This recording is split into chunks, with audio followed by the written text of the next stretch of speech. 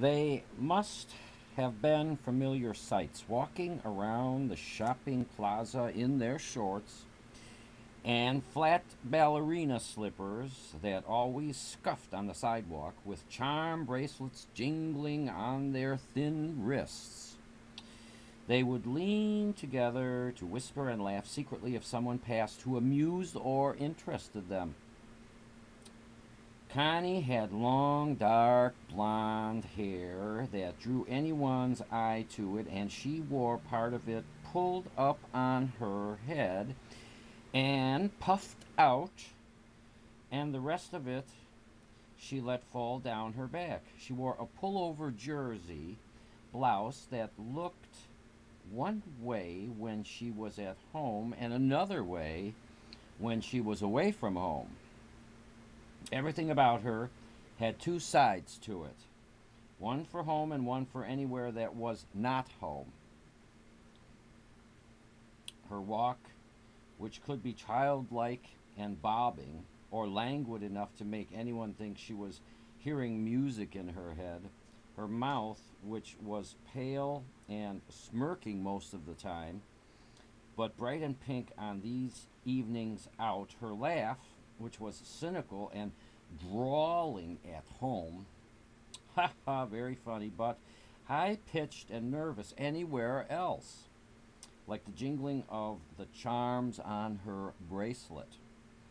Sometimes they did go shopping or to a movie, but sometimes they went across the highway, ducking fast across the busy road to a drive in restaurant where older kids hung out. The restaurant was shaped like a big bottle, though the squatter than a real bottle. And on its cap was a revolving figure of a grinning boy holding a hamburger aloft. One night in midsummer, they ran across, breathless with daring, and right away someone leaned out a car window and invited them over. But it was just a boy from high school, and they didn't like.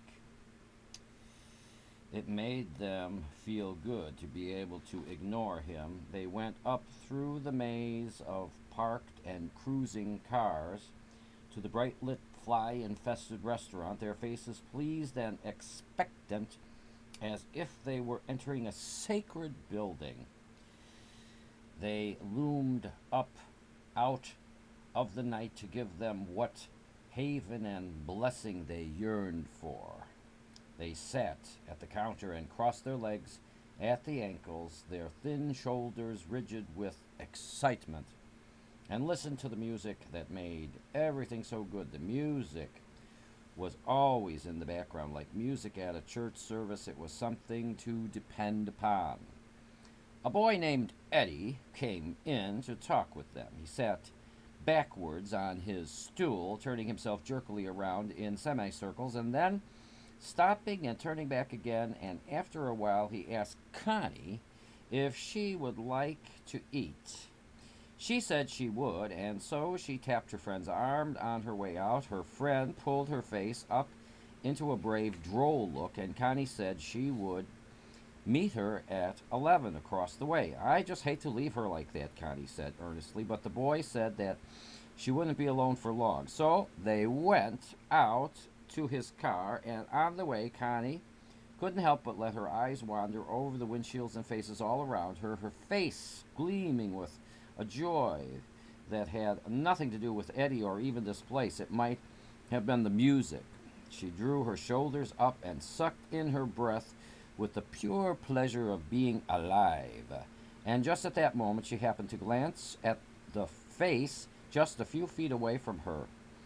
It was a boy with shaggy black hair in a convertible jalopy painted gold. He stared at her, and then his lips widened into a grin. Connie slit her eyes at him and turned away, but she couldn't help glancing back, and there he was, still watching her. He wagged a finger and laughed and said, "Gonna get you, baby." And Connie turned away without Eddie noticing anything.